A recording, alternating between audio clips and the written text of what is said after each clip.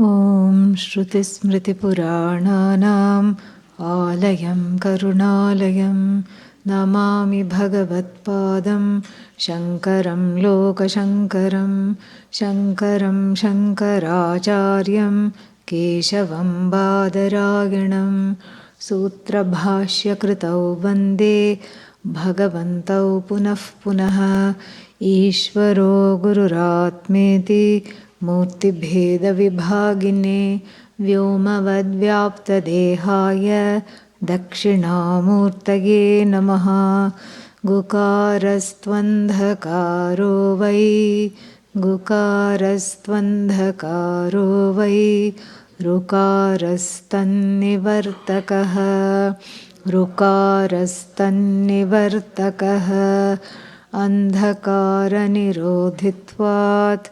Andhakaranirodhitvat Gururityabhidhiyate Gururityabhidhiyate Om Sahana Vavatu Sahanau Bhunaktu Sahaviryam Karavavahai Tejasvinavadhitamastu ma vidvishavahai Om Shanti Shanti Shanti.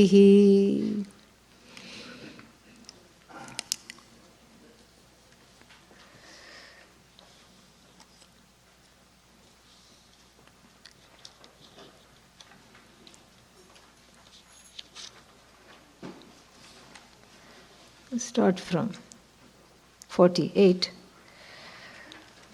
We can chant together. Yada samharate chayam. I hope you've all had breakfast. Yeah. Let's try again. Yeah. Little more pep, little more life. Yeah. Yada samharate chayam. Kurmonganiva sarvashaha Indriyani indriyarthebhyaha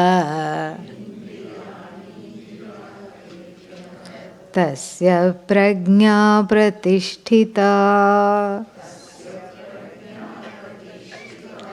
Vishaya vinivartante Niraharasya dehinaha Rasavarjam rasopyasya Parandrishtva nivartate Yatato hyapi kaunteya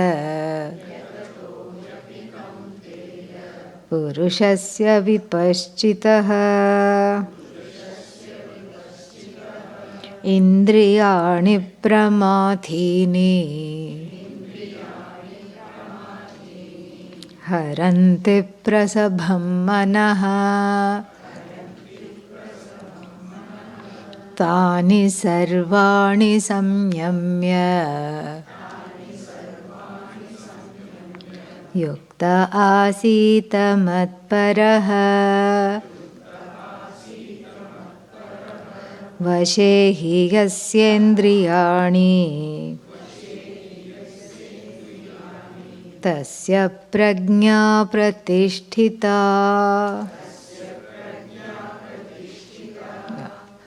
48 we have seen last time.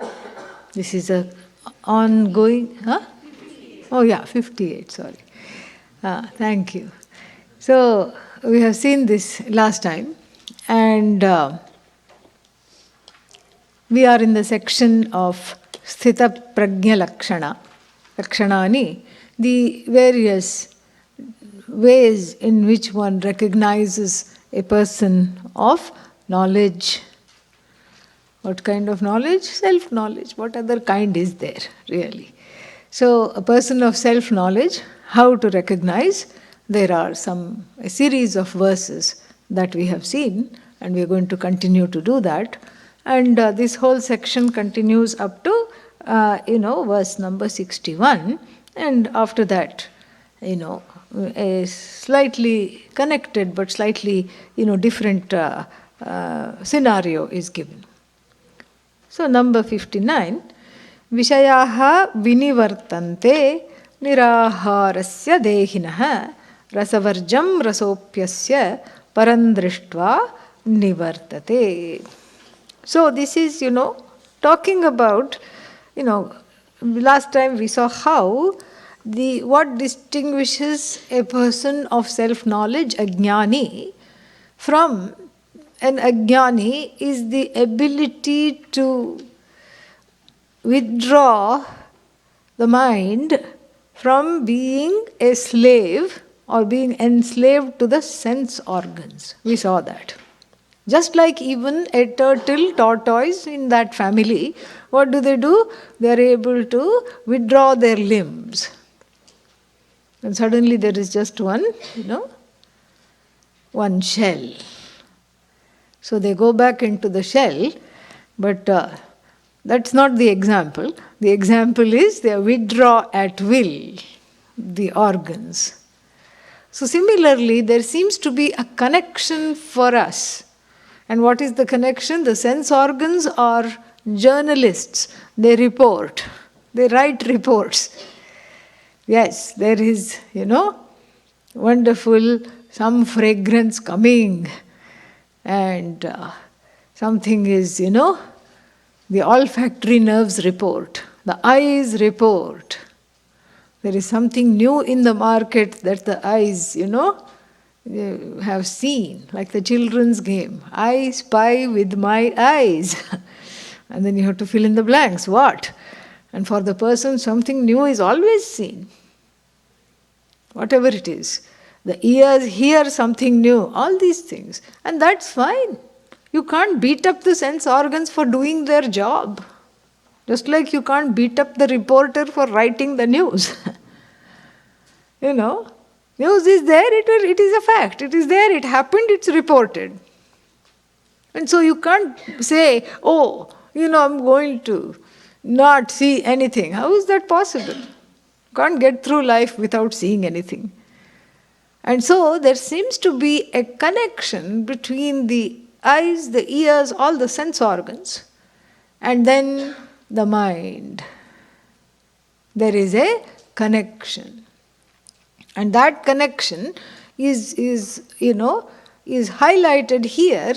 And for the jnani, that connection is not in such a way that the mind goes behind the sense organs. It's the other way around. The sense organs, the reporters, are under the employ of the mind. They are employees. And then the buddhi decides. What does the buddhi decide? Should I go after this? Whatever this has been reported, should I go after this or not? Buddhi later decides. The sense organs don't really have a way of hijacking the buddhi, the mind, to follow its whims. So a mind that is not prepared by japa, by Atma-jnanam, what we are doing here right now, listening to the Shastra, listening to the Gita, an unprepared buddhi, what will it do? It will run after every single thing. That's why in the Kathopanishad we have this wonderful Ratha Kalpana, the allegory of the chariot. Indriyani hayani. You can't blame the Indriyas because they are like horses. What do the horses do? They keep going here, there, grazing. They run around, unchecked. Because they have neither rein nor bridle. And so you don't know how to, hold on to them. They are going all over the place. And if you are, if you are not strong enough, they are taking you with them. And if 5 horses go in 5 different directions, one is quartered. This is what it is.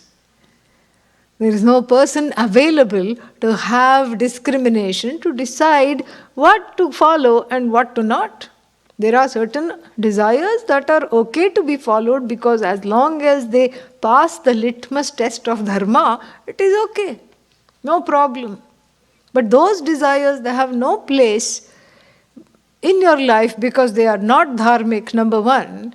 And number two, those desires which you have consciously let go of because you are interested in inviting, spirituality in your life. You're interested in having emotional maturity. You're interested in going with Atma Jnanam. You're preparing to be a Jnani. So those desires also, they may be dharmic, but they have no place because you're outgrowing them. And so, but still, they hijack the buddhi, they hijack the mind. This is what he's saying. So, they hijack the buddhi, this is what we saw last time. And so what does the jnani do in relation to the desires? The jnani's mind is not a slave to the desires. Manaha pragraham, the mind is the reins for these wild horses, dushtashvaha in the Kathopanishad.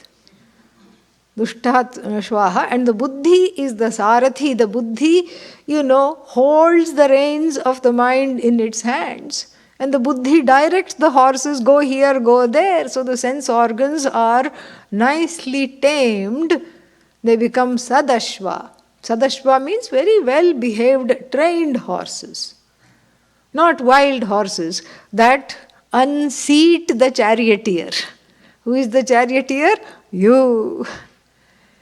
Because if the horses are not, properly, trained, with the help of the reins, they are not held. If the reins are loose, the mind is also loose. Loose means anything goes. Loosey goosey, yeah. Anything goes, what chalta hai.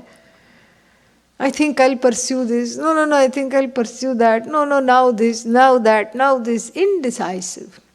And so, therefore, this, the jnani doesn't have that kind of a relationship with the mind and the senses. Does the jnani look at things? Of course. Does the jnani, because really speaking, there is no will involved in the operation of the senses. They are reporters, they pick up whatever is there because they are pramana. That's why you end up seeing things that you don't want to see.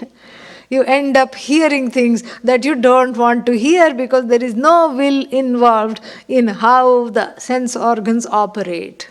Simply, there is a means of, they are means of knowledge. And if they are a means of knowledge, if something is there to see, for example, the eyes, they will see. They cannot not see. If I tell you, please look at this flower, but do not look at my face, can you oblige? No. No, maybe if you held it this way. No, I'm going to hold it this way only. Or I'll hold it this way. Please don't look at the blue background in the back, but please only see the flower. You cannot oblige. Because if there is something to see, you will see it. Absolutely, you will see it. This is how the sense organs operate. So it's not that the jnani is like Gandhiji's monkeys, everything closed up. Jnani is also seeing things, hearing things, but there is not that connection is not there with the buddhi and the mind following the sense organs. Because the mind says, ha, buddhi says, aha, and the ahankara says, swaha. That is the trajectory. That's what the whole trajectory is. From one syllable to two syllables, that's all. From ha to swaha doesn't take long. In between some aha, that's all. Appreciation. But for the jnani, they are able to withdraw the sense organs. Means it's not that they are closing off the sense organs, it's just that the mind is in its place, the sense organs are in their place, the sense organs do not create some kind of a disturbance in the mind or bring up a sense of lack because the jnani is all fulfilled. Fulfilled being oneself. Fulfilled with the understanding that there is nothing more to understand, there is nothing more to gain, and there is no more that wanting person, I am not, and therefore the jnani is fulfilled. And now this next verse that we just read is for the person who is a jnani wannabe. Who is a jnani wannabe? Everybody. All the people studying Bhagavad Gita, is someone who wants to be the jnani. And then there is a little caveat or a timely reminder, and a caveat means a kind of a warning given. Don't take this pursuit lightly. Because, you can think, if the jnani can withdraw the mind from the sense organs and have that little disconnection, I can do it too, no problem. In fact, everybody can say that. The person given to alcohol says, what do they say? Giving up alcohol is no big deal. I have already done it 15 times. This is the kind of the thing. I've done it many times. I've given it up. So, but it is a big deal. And so, don't take this connection between the sense organs and the wanting ahankara backed by the buddhi and the mind. Don't take it too lightly. Why? Let us see. So, here it says, these two verses will tell us why to not take it lightly. Vishayaha vinivartante. Vishayaha means sense organs. It's very interesting because Vishaya means sense objects. Vishinoti badhnati iti Vishayaha, those that bind. That is what is called sense objects. Those that bind. Who? The person who is observing the sense objects. Those that bind. Vishinoti badhnati, they tie you up to them. There is like I said, there is a kind of a leash around your neck and the objects of the senses. So therefore, the sense organs are also called Vishaya. The sense objects are also called Vishaya. Very interesting. And elsewhere also again, sparshaha. Sprishante iti sparshaha. Sparshaha means things that are contacted, things that contact. Same thing. Here Vishayaha, sense organs, vinivartante. What happens? They come back. They come back when niraharasya dehinaha. When the dehi, the indweller of this body, the ahankara, puts them on a diet. Nirahara means diet. So the sense organs are on a diet, the buddhi is on a diet, the mind is on a diet. So sense organs are not on a diet because I said you cannot really, stop looking and picking up some smell or doing, hearing something. But what's on the diet is that connectivity is on a diet. That connection between, there is a wonderful, buffet. And then it's smelling very good also. And then there is a sign, free. All this is reported. And then what? You had just made a sankalpa. I think I need to go on a diet. And then, suddenly before you know it, the legs have walked over there. No, I'm just going to look. And then I'm just going to stand here and watch other people eat, But then very soon, suddenly a plate is given. Somebody gives the plate. If you stand there long enough, you'll find it with a plate in your hand. So like this, that whole trajectory is not there here.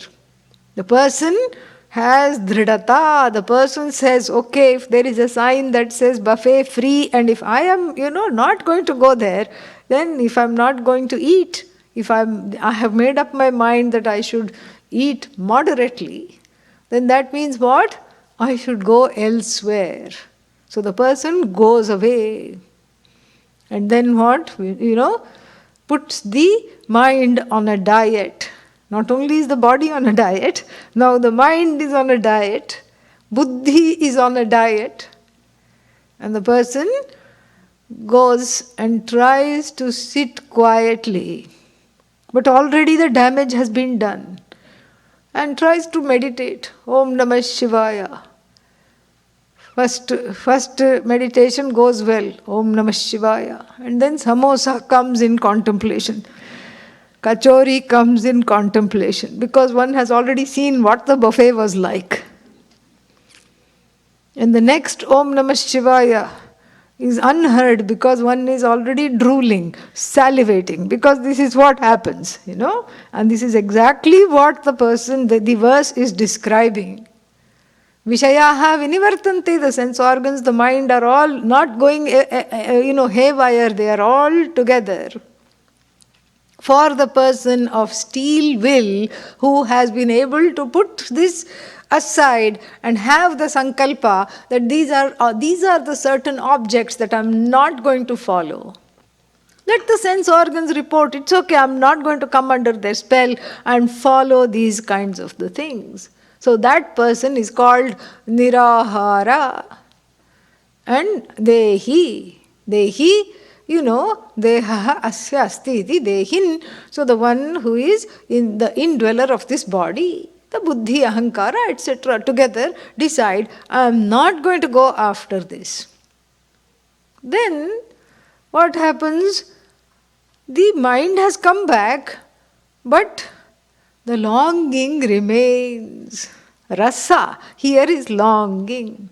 So the mind has come back, the sense organs are quiet, and then the buddhi is with you. But the rasa is there. Everything has come back except rasa. Rasavarjam vinivartante. So the longing is there. That's why one still drools even after going away from the buffet. The longing is still there, and this is something that everybody can relate to.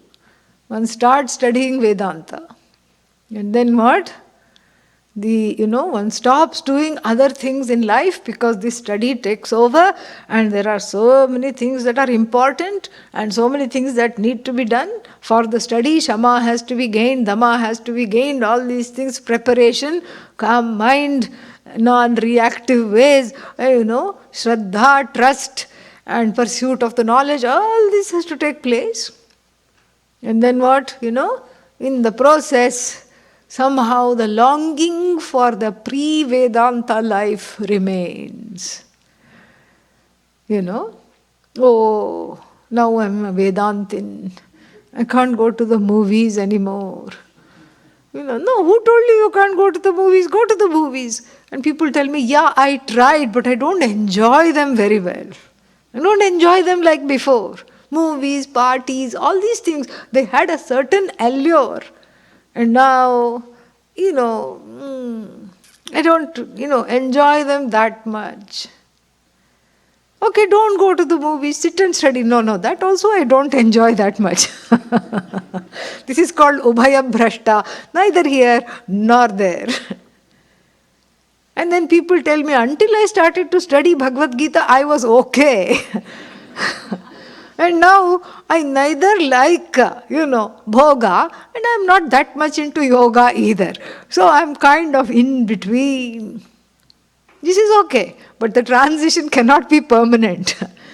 This transitional phase cannot be one cannot be permanently in transition. One has to, see the light here. But the human mind is such that the longing remains. Before Bhagavad Gita, all this was so wonderful. I had such a simple and uncomplicated life. That's not true. The person had neither a simple life nor had an uncomplicated life. Had a very complex and complicated life. But the feeling is, it was, those were the days. Yeah, only thing is you spell the days as D-A-Z-E. Yeah, that was a days. Yeah. That's all. But that longing is there. One may have stopped indulging in the behavior, Behaviorally, one is together. Yukta. The word yukta means the one who is together. Emotionally, one is together. Yukta. But somehow, oh, I wish I could be like before. I wish I could enjoy this like before. There are some things that have dropped away, some things that I have dropped, but the longing for them as a concept remains. This is in Sanskrit called Shobhana Adhyasa. Shobhana Adhyasa. Shobhana means very, positive, beautiful. Adhyasa, superimposition upon a certain object. An object, or a person, or an event, or a situation. A longing, So that longing, because of that longing, there is an emotional value for a particular object which the object does not have. So a positive emotional value is called Shobhana Adhyasa. So there are two kinds of values. One is the actual value of that object, objectively speaking. And then there is the emotional or the subjective value imbued or superimposed upon that object which that object does not have. Money is one example. Money has got an objective value. Definitely you have to pay the bills. You need the money to pay the bills. Why? Because the neighbor is not going to pay them. Neighbor has their own bills. So you have to pay the bills, you have to earn the money. And you have to buy things, to eat, to, wear, to drink, all these things. You have to do all that. So this is what is called an objective value. But then very frequently money also has an emotional value. It spells security. Security means some idea that more the money, the more secure I am. This is a subjective thing. In fact, the people with the most money frequently are very insecure. Very insecure. And they don't feel fulfilled at all. The more, the more money I have, the more fulfilled I am. That's not true. That is an emotional quotient, really. That's an emotional conclusion. The conclusion is that I am secure if I have a lot of money. But inside there, that the person feels very empty. And Pujya Swamiji always used to say, he used to give a challenge. I can make the richest person in the world, he would say, I can make them poor immediately. How? Just go ask them for a donation. And then what will they say? I don't have. How can you be the richest person in the world and say, I don't have? There is a scarcity here. The mentality primarily is one of scarcity. And so the money, which has an objective value, no doubt, has primarily an emotional value. This emotional value here is called Shobhana Adhyasa. And this Shobhana Adhyasa is a conceptual value based on one's own fears and longings. And many times the hype is much more than the actual thing. Like the concept of a vacation. You get something in the mail, and usually it is called junk mail. But still one looks at it. Even though one is convinced it is junk mail. You look at it. Oh, Caribbean cruise, wonderful. Cancun, here, where, somewhere, going here, going there. Fantastic.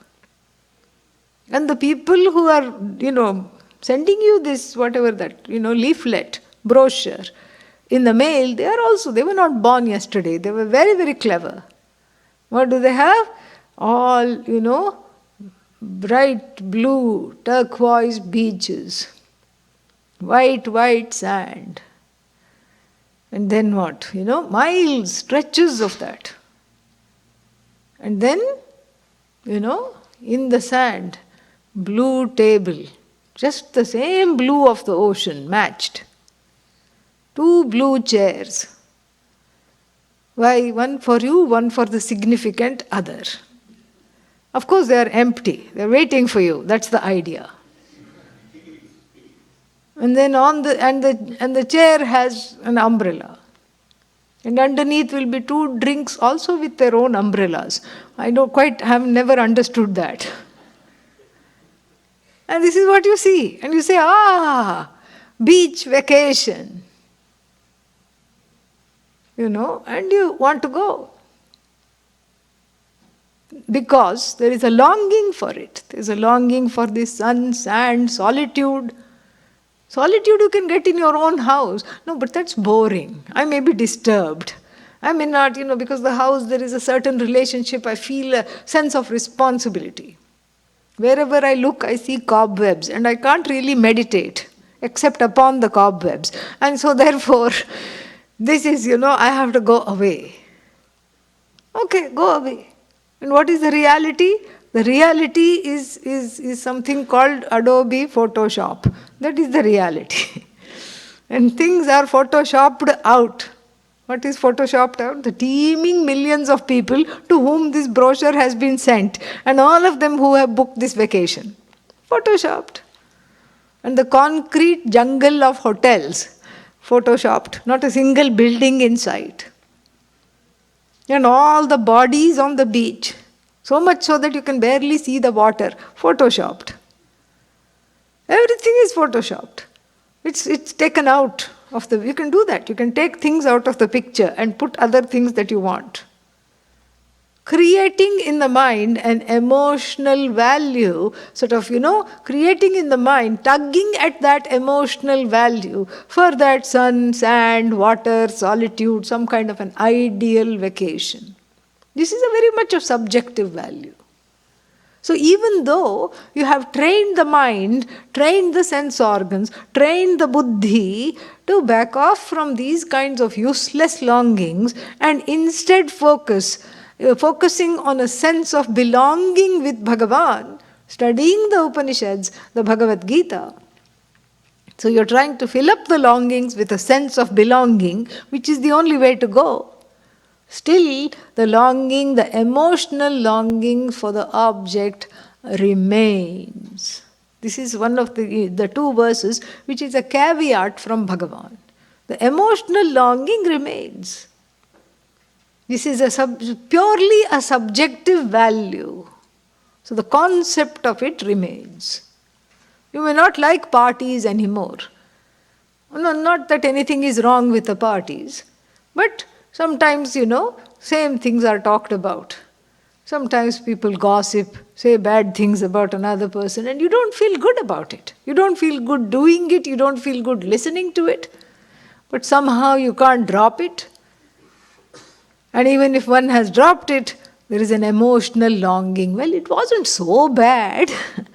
At least I had some people to talk to, And then, that longing is what is talked about. Rasavarjam means everything goes. So the mind is in place, the sense organs are in their place, the buddhi is in their place. But the longing still remains. Except for the longing, everything is all right. Then what happens? How should I handle this is given in the 2nd line. Param drishtva rasaha api asya nivartate. Nivartate means returns. Returns, goes back, resolves. So the rasaha, longing, api, the longing also resolves. The longing also resolves. When does the longing resolve? Param drishtva. Drishtva, jnatva. Having understood, having focused on what is called Param. What is Param? Bhagavan. The truth of oneself as Bhagavan.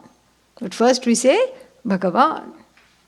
So Param Drishtva, focusing on something bigger than yourself. And this is in fact how, if we look back, one has grown out of each longing by focusing on a bigger longing. As a child, pacifier. And then what? The child grows a little too big for the pacifier. Other children make fun. What is it that you keep on sucking something? And then what? Security blankie. One blankie has to be there all the time. And the parents wonder when to wash it because the child cannot be without it. That's why it's called security blanket. Very good name. For the one with separation anxiety. Yeah. The blankie that miraculously sometimes occasionally gets washed. Security blankie. Then, the toddler drags the blankie around. And then afterwards what? Teddy bear. And then something else.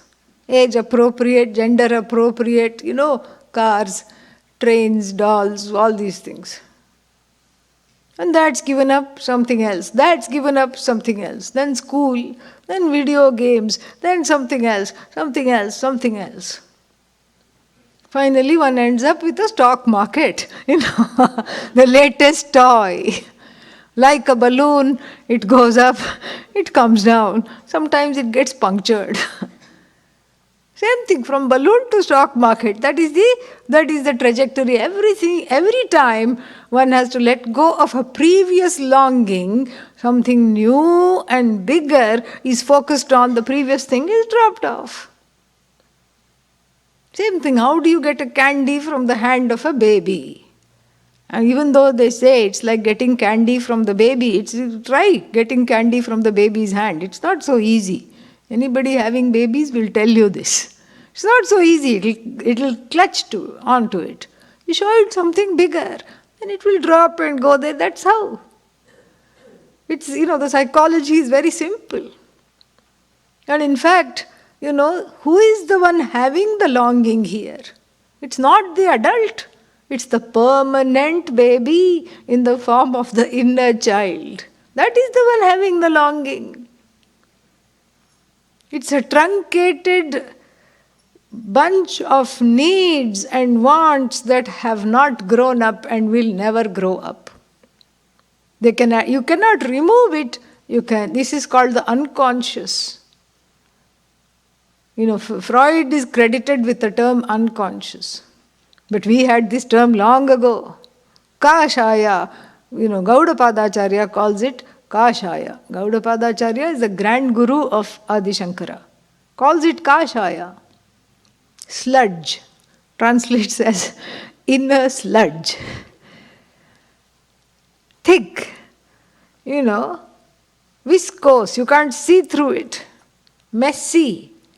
This is the unconscious. Something that is hidden from one, and all these needs and wants and the hurts of early childhood. Maybe even previous lives, but this life is enough to focus on. No need to go to the previous life. And so this whole bunch of longings are there. All unmet needs. Since childhood, they are just there. And they morph into longings for various objects. That's what the whole thing is. And these inner children, in fact we should call them inner brats, they have to be put on a diet. They have to be told, that's not what you really want. You have to be the parent. Because just like, when the child says, I want to go out and play, but the mother knows it's very tired and it needs to go to sleep. The mother will say, that's not what you want, that's not what we are going to do now. What we are going to do is sleep. 2 minutes later, the child is fast asleep. But it throws a big tantrum. And similarly, like how the mother is towards a toddler, one has to parent these inner children. And the parenting of this, is what is called, the parenting of the inner child is what is called Raga Dvesha psychology in the Bhagavad Gita.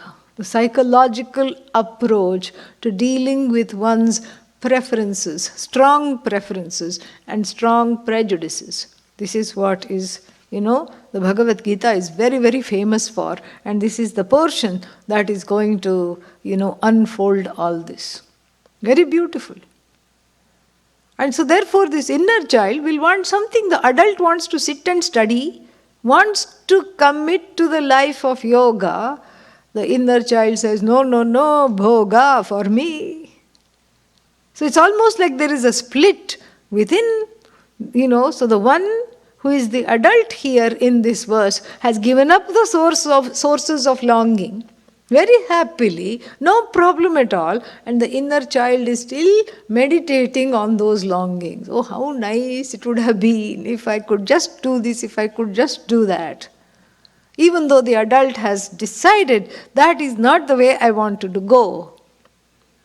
And Bhagavan says, this is human nature. The inner child also will come in line. The inner children will come in line. The inner children means nothing big. It's all old longings, emotional longings, which have nothing to do with the actual product or the object of longing. They are just on a level of an emotional connection and attachment to the concept of the thing rather than a thing itself. It's just like so many times, young adults come to me and say, oh, I'm suffering from a breakup. Oh, that's too bad, I'll say. And then they will say what? They will say, well, I just still feel that this was the right person for me. I say, yeah, that's not natural to feel that this is the right person for you. But if they were the right person for you, the breakup would not have happened. That is a fact. Because there is a breakup, that means that the person wasn't correct. No matter who initiated it, that's not even the issue. And so, still the breakup is there, and then the person has, the people have parted, but there is an emotional longing for the concept of the relationship. This is what is pointed out here as, rasa. That longing remains, even though the relationship has gone. And then, frequently people make bad decisions. They quickly get into another relationship. It is called something. What is that called? Rebound. Yeah. Rebound. Yeah. One is on the rebound. This is what the whole thing is. So therefore, here, don't go on the rebound, whether it's the relationship or object. Don't try to quickly replace something in your life. Let there be that void. Process the pain of that void. Don't avoid the void, because that's the tendency to avoid. Any kind of an emptiness is very difficult to, it makes one agitated internally and externally.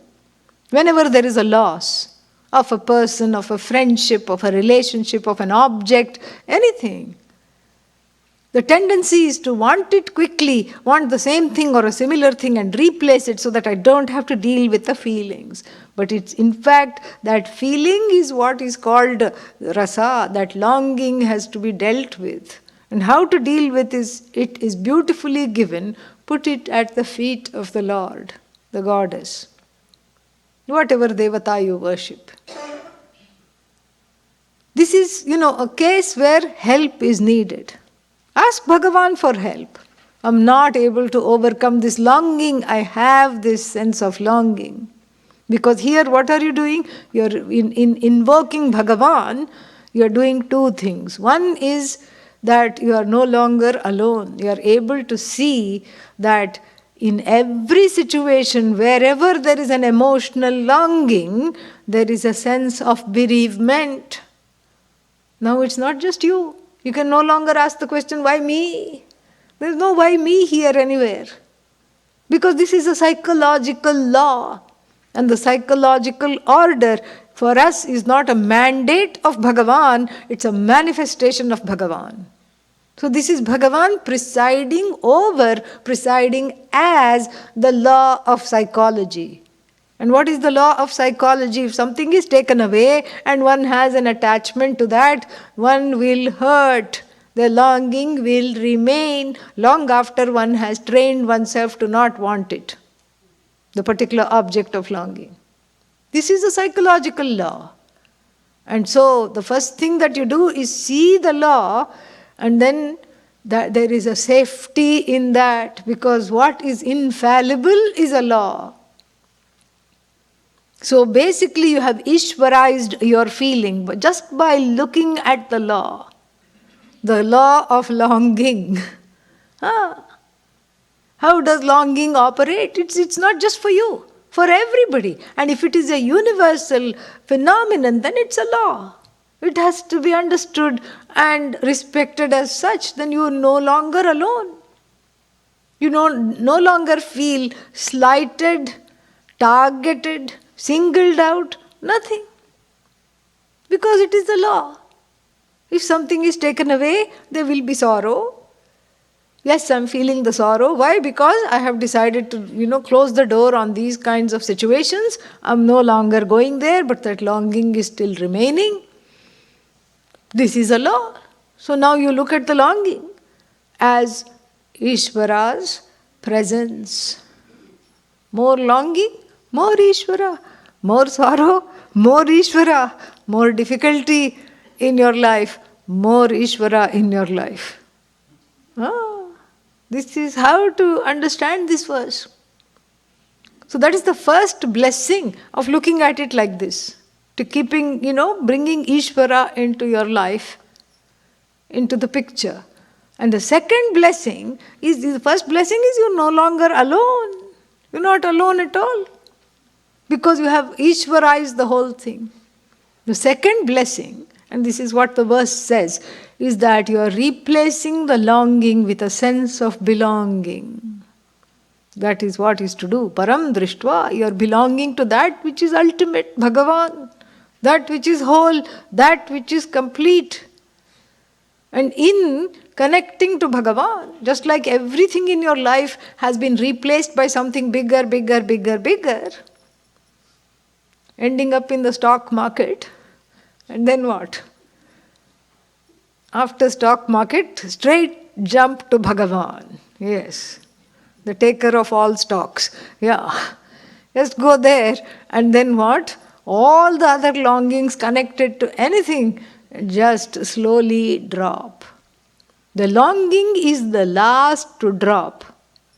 And the longing drops after the sense of belonging is there, first with Bhagavan and then with everything else.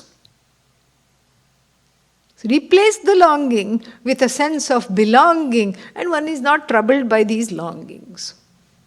This is the key. So these two levels are very, very important. First is you look at the longing as not just your own situation for which you feel bad, because you see there are 2-3 other things going on. First, one has some longing, it doesn't go.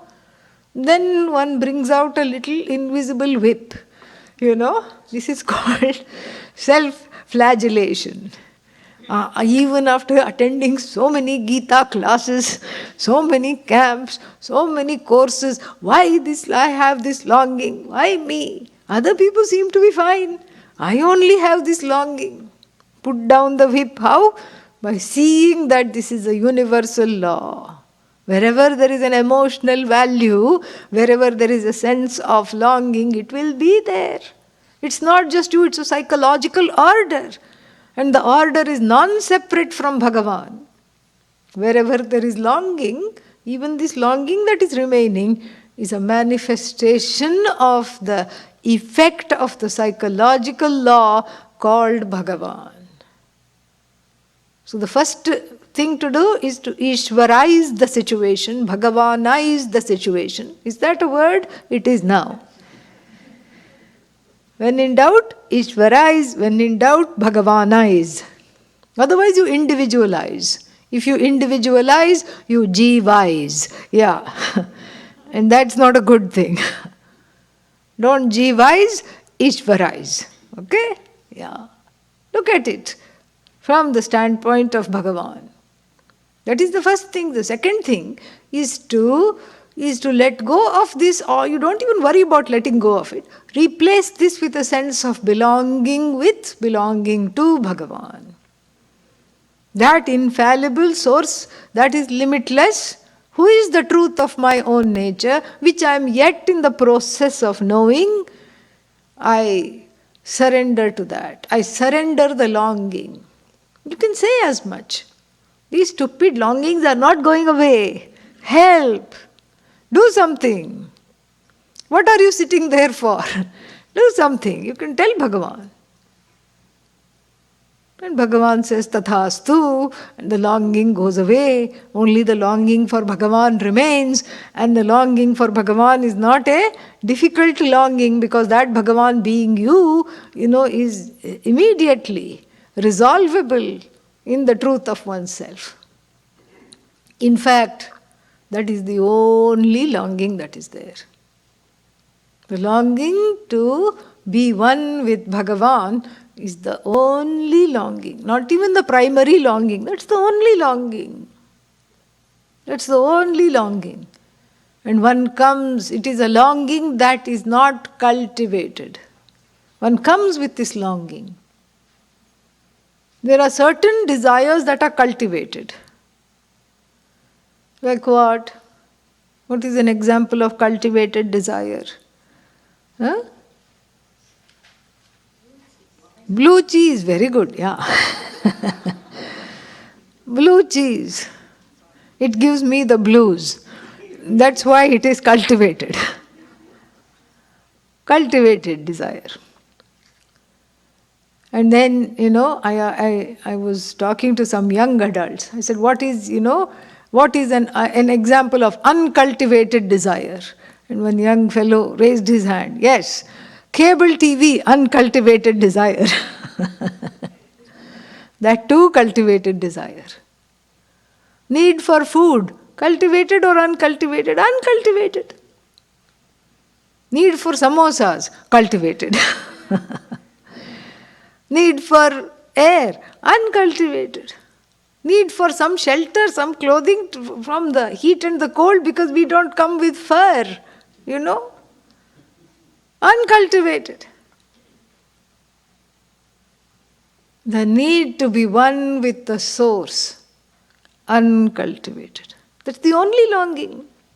And if that longing is not understood, that longing is really the need to belong. If that is not understood, it morphs into all these local longings, nonsensical longings. That's the only longing that is there. And for that longing we have a name, moksha. And the one who finally understands this to be the only longing and addresses that longing, we have a name for that person, mumukshu. The one who is desirous of being free from being a permanently longing person. Permanently longing person. And so, that is the one. And then from there, that itself is a big thing to understand this longing as what? As something that is only directed towards a sense of belonging. And from that, there is one more quantum leap. And what is the quantum leap? Jignasu. That's the whole thing. Jignasu, the seeker of, the desirer of knowledge. Knowledge that there is only one longing, and that is fulfillable. Why? Because that longing is because I don't know myself. I am already one with Bhagavan. That is to be understood through the study of the Bhagavad Gita. And therefore, this longing is easy to take care of. In fact, it's the only longing that's completely fulfillable. Any other longing you try to address, you will be left longing. Money, how much do you need? I don't know. Enough. More. Like the lottery keeps on growing. Nobody wins this week, next week, a week after that, and the big pot. It's not enough. It's never enough. Longing for food, you can go to every single restaurant in the world, all different cuisines, this, that, everything, and eat everything, Yeah, you eat two-legged, four-legged, creepy, crawly, everything under the sun you eat. Things that fly, things that creep, things that crawl, things that are, that move around in different ways, still that longing for food or various kinds of things remains. You cannot fulfill. It's like an empty vessel, like a black hole. Things keep going in, but never says alam. All the desires are like that. You cannot say alam. Alam means what? Enough. You can't say enough. This longing alone, which is at the back of all other longings, all the longings are morphed, distorted versions of the longing to be one with the whole, to be one with Bhagavan, to be one with the source. That longing alone is completely fulfillable. How? Why? Because that is a fact. You are never separated from the source, and the study of the Bhagavad Gita, the Upanishads, everything that is taught here is what is necessary to understand this. And it is easily understood with the help of the study. This is what the whole teaching is. It's brilliant, it's wonderful. And so therefore, an interim step to dealing with the longings from this pragmatic, psychological level, to dealing with the longings, is to let them go at the altar of Bhagavan. Here, you put those longings in my heart, you take care of them. You can order Bhagavan. In our tradition, it's not blasphemy. You can just tell Bhagavan, take care of it. And the surrender of the one who feels blindsided by the longings, the one who has a sense of limitations, to that altar which is limitless, removes those longings, because when the limited surrenders to the limitless, what remains is only the limitless. There is is the limited included in the limitless or not? Yeah, yes. How can it not be? You don't even have to think about this, of course. So when the limited says, I'm just surrendering to you, the limited goes and leaving in its wake the limitless. That's why things like kirtan, bhajan, there is that oneness. The limited person, the person feeling a sense of limitations, sings with abandon, chants, sings, does puja, does the 108 names, whatever. And what happens? All the complexes go away, especially in the singing, I've seen. The person feels, I don't have a good voice, I don't know if I can carry the tune, whatnot. But then everybody else is singing, okay, I'll also join, let's see what happens. Amazing things happen. All that self-consciousness, the notion and the sense of limitations, gone in the wake of seeing oneself connected to, nay, one with the limitless. This is what the whole trick is. And that is what this verse is trying to say. Moving on, next one. The next one is also a slightly stronger caveat, something to keep in mind as we go on this path. Yatataha api kaunteya, he kaunteya, api, indeed, yatataha purushasya vipaschitaha indriyani pramathini haranti prasabham manaha. So even for the person who is a viveki, vipaschit, viveki means the one who is of a discriminating nature, and the one who is a medhavi, a wise person in the sense of having viveka, having vairagya. That is the meaning of the word vipaschit. It occurs also in the Upanishads. So yatataha api means the person who is putting effort in this regard. Yatataha purushasya, so for the person who is a vipaschit, who is a discriminating individuals with all their, with all their buddhi intact and headed in the right directions. So for such a person who is clearly seeing what is in front of me, for such a person, even for such a person, what happens? O Arjuna, Kaunteya, and indriyani pramathini. Pramadhini means they keep making mistakes, they keep turning back. What? The indriyas, the sense organs, are very, very naughty. Even for the person with clear thinking. Even for the discriminating individuals, let alone for the indiscriminate person, let alone for the avipaschit and the aviveki, even for the vipaschit, what happens? The indriyas or the sense organs are shaky, flaky. And then what do? Haranti prasabham manaha. They unseat the mind with force. With great force. They unseat the mind and the buddhi and the ahankara from its purpose.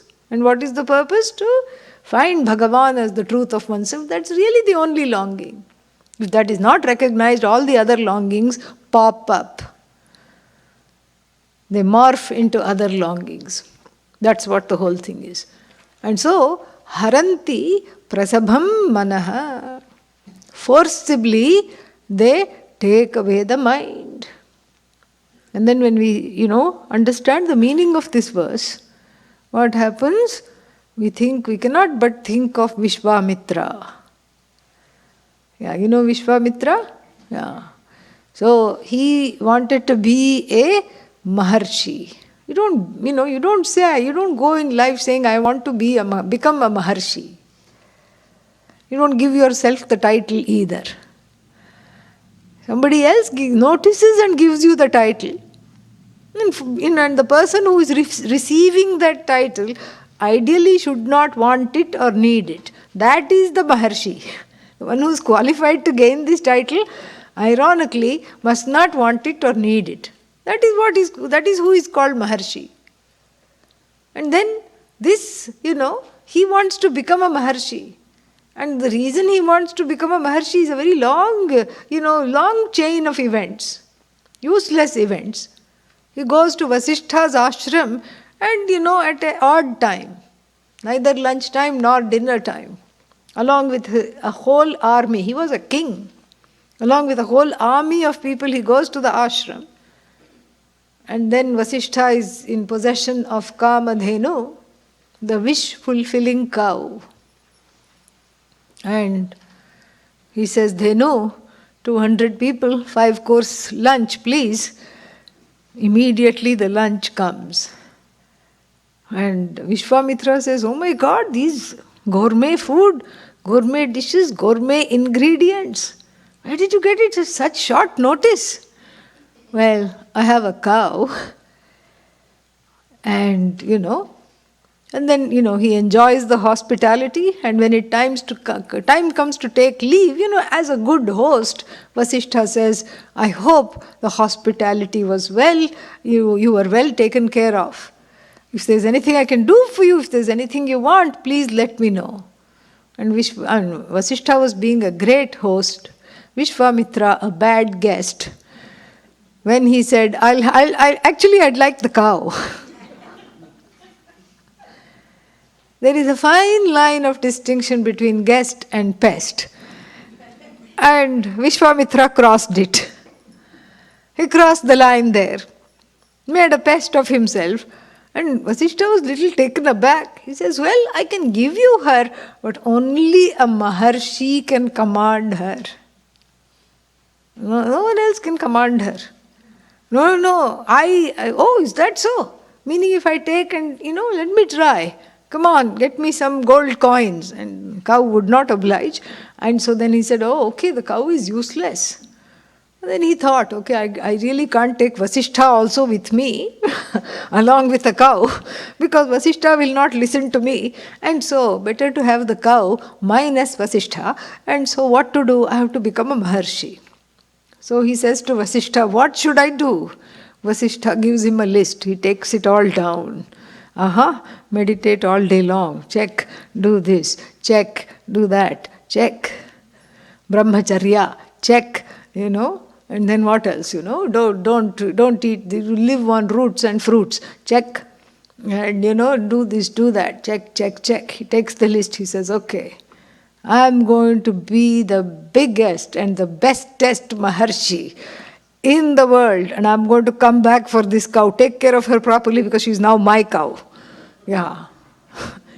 So you know, I'm just leaving her with you because I'm going to be the quickest Maharshi the world has ever seen and the best one. East or west, I'm the best. So I'm going to go do this. And then we know what happened, you know. He sits in great tapas. In fact, it's all, you know, he was the first one who contributed to global warming because the intensity of the tapas increased the temperature around him, brought up the temperature by a few degrees, and he was just there and he was meditating. And the celestials got a little worried. You know, they got worried not only because of the global warming aspect of his tapas, they also got worried because, you know, somebody who, he's obviously suppressing everything and then doing this mind over matter in terms of this meditation. And so they just said, okay, we have to slow him down. But how? And one of the nymphs in the celestial realm said, I can help. And then she just went there, and he won't open his eyes. And then, of course, what cannot be accomplished by the eyes can be accomplished by the ears. Chan, chan, chan, anklets, you know, bracelets, all of them making sound. And he has his eyes tightly closed. One eye opens. Oh, who's that? And the other eye, of course, has to open because her beauty is such that it cannot just be taken in with one eye. And then the rest, you know, what happens? Haranti prasabham manaha. And he says, sometimes the prarabdha, you know, is stronger than one's will. Prarabdha means the karmic residue. So I have to go along with this. And later on, after, you know, he gets married to her, later on he does tapas not from a sense of vengeance and wanting some longing, tapas for its own sake, and then he comes back and becomes a Maharshi. So that is the whole idea. But the idea is that even for someone with steel or iron will, what happens? You know, the mind, you know, sometimes plays a trick. The sense organs, the mind, sense organs here means along with the buddhi and the mind, they play a trick. And this is something to watch out, and how to watch out and what all to watch out we will see after a exactly 20-minute break. Om Purnamadav Purnamidam Purnat Purnamudachyate Purnasya Purnamadaya Purnamevavashishyate. Om Shanti Shanti Shanti. Harihi Om Shri Gurubhyo Namaha. Harihi Om.